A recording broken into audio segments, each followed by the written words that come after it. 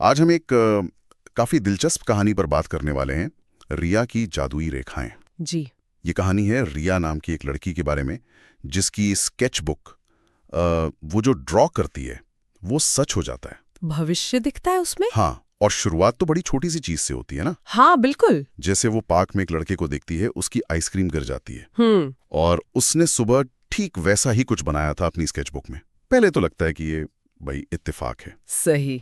मतलब कौन सोचता है कि ड्राइंग से ऐसा कुछ हो सकता है। पर फिर मामला थोड़ा गंभीर हो जाता है हाँ, गंभीर। जब वो अगली ड्राइंग बनाती है एक स्कूल बस की जिसमें आग लगी हुई है, 。 और वो उसे मिटा नहीं पाती। उफ। और यहीं से कहानी का असली मोड़ आता है। वो कोशिश करती है मिटाने की, लेकिन वो निशान पक्का है।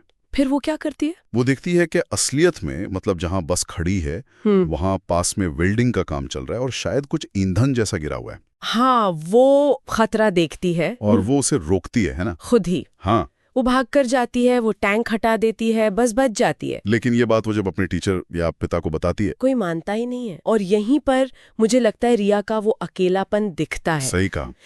किसी को यकीन नहीं होता, पर साथ ही एक जिम्मेदारी का बोझ भी आ जाता है उस पर कि अगर मैं देख सकती हूँ तो मुझे कुछ करना पड़ेगा। ये जिम्मेदारी वाला पहलू और उलझ जाता है जब वो अपने पिता की एक मतलब थोड़ी डरावनी सी तस्वीर बना देती है। हाँ, पर असल में वो ठीक होते हैं। बिल्कुल।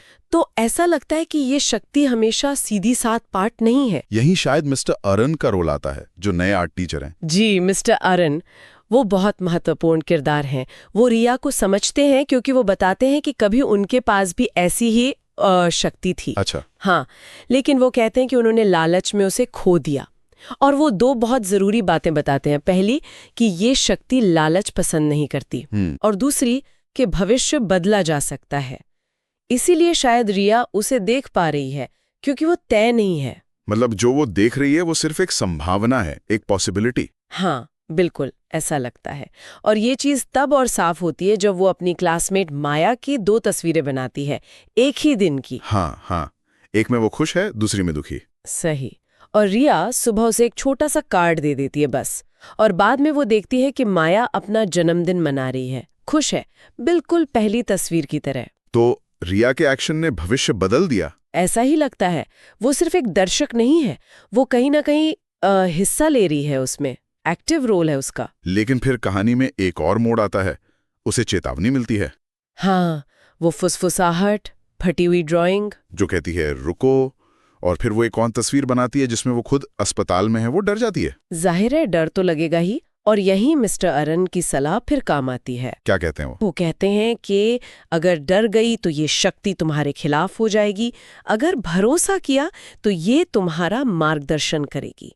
ये एक अहम मोड़ है रिया के लिए। और वो शायद भरोसा करती है, क्योंकि कहानी के क्लाइमैक्स में जब वो एक पुराने पुल के पास होती है, उसने उस सुबह कुछ ड्रॉ नहीं किया होता, पर उसे अंदर से लगता है कि पुल टूटने वाला है। हाँ, एक इंट्यूशन की तरह। वो लोगों को एक टूर बस को रोकने की कोशिश करती है, पर कोई सुनता नहीं, तो वो खुद पुल पर दौड़ जाती है बस को रोकने के लिए। हाँ, और जैसे ही बस रुकती है पुल उसके पीछे ढह जाता है। वो खीरू बन जाती है। लेकिन फिर वो बेहोश हो जाती है और अस्पताल में उठती है, ठीक वैसे ही जैसे उसने ड्रॉ किया था। पर शायद ये सजा नहीं थी, शायद ये उसके एक्शन का नतीजा था, उसकी बहादुरी की कीमत। और अस्पताल में उसकी स्केचबुक खाली। बिल्कुल